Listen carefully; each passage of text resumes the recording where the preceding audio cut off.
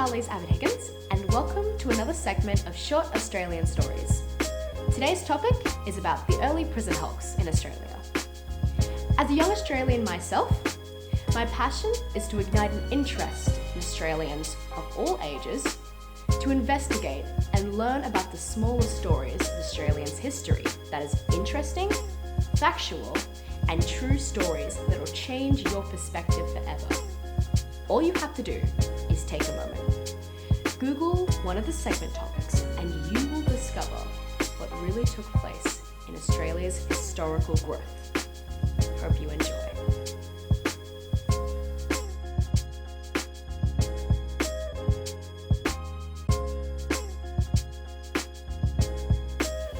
Hello, welcome. The talk today I want to talk about is about the prison hulks that we had in Australia. Now the reason for prison hulks was because they were floating boats actually which were demasted and decommissioned so they couldn't be sailed to hold the prisoners on board because the land mass hadn't created their own permanent prisons yet. So it was mainly a holding party for a certain while. The very first one that we had in Australia was called the Phoenix, which arrived in 1824 in Hobart. One of my family members was on board.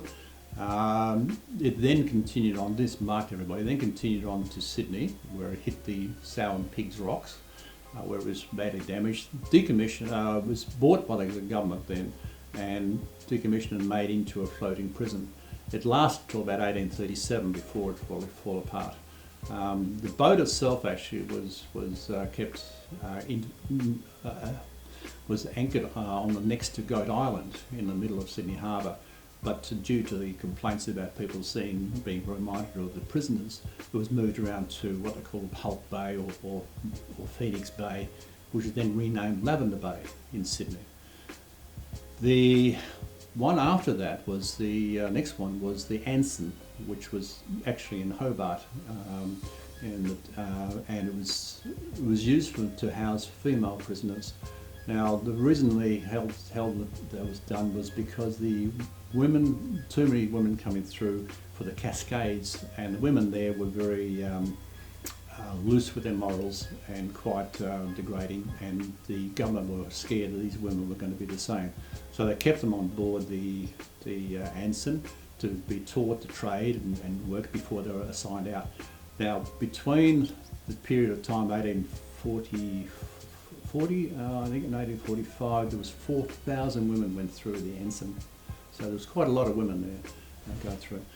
The period after that we went into Melbourne. Now Melbourne at that time, we had to consider that the whole entire eastern side of Australia was New South Wales until certain times when they were actually separated from.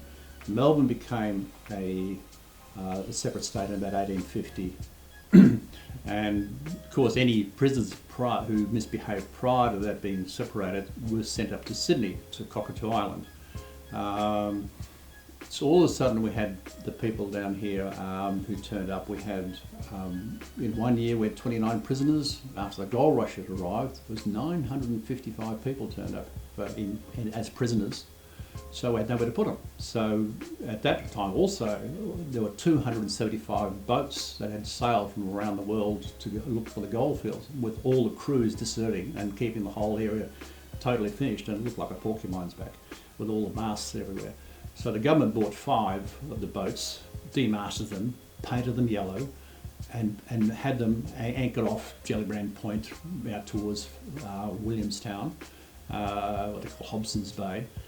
And they had 5 boats there, but each boat had a different sort of class of prisoner on board.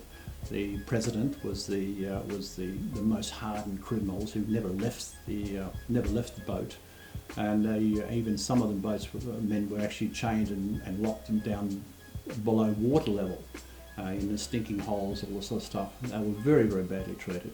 The Success and the Sacramento were the next ones, but those people on board those were actually used as labour to manufacture or make the quays, the jetties, the waterways, some of the roads, because there was no free labour in Melbourne because they'd all gone to the goldfields.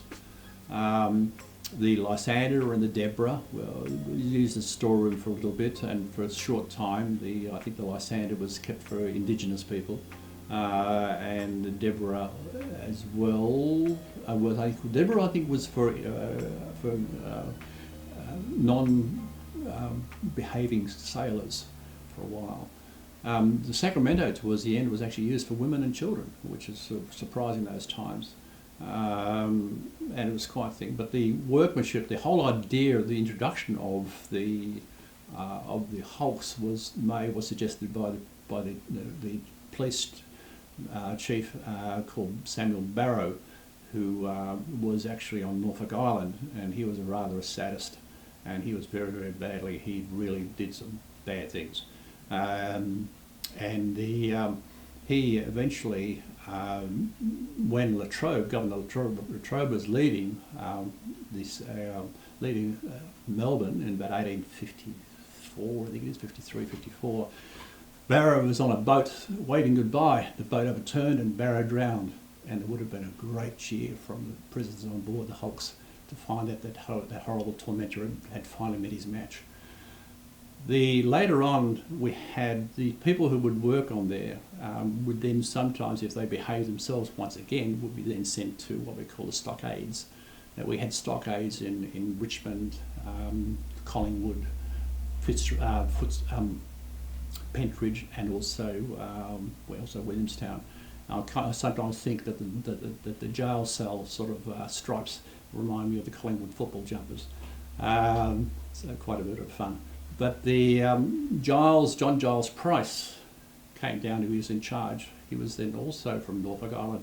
In fact, even a worse sadist than Barrow, and he was actually on there. And the prisoners were complaining of the food rations that were dished out to them, because some of the people who supplied the food rations were actually cheating and cutting it back so they could sort of keep some extra money for themselves. And Price went down there in 57. I think it was 57. Went down there, and he was actually talking amongst them, and he could stare down these people. He was a tyrant.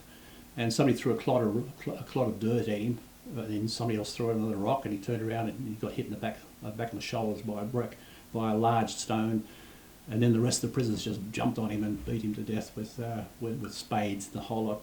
And his body was actually taken to the stockade in Williamstown, I'm led to believe, and actually tied to the rafters overnight to keep him away from the rats that were there, and he had died on the spot.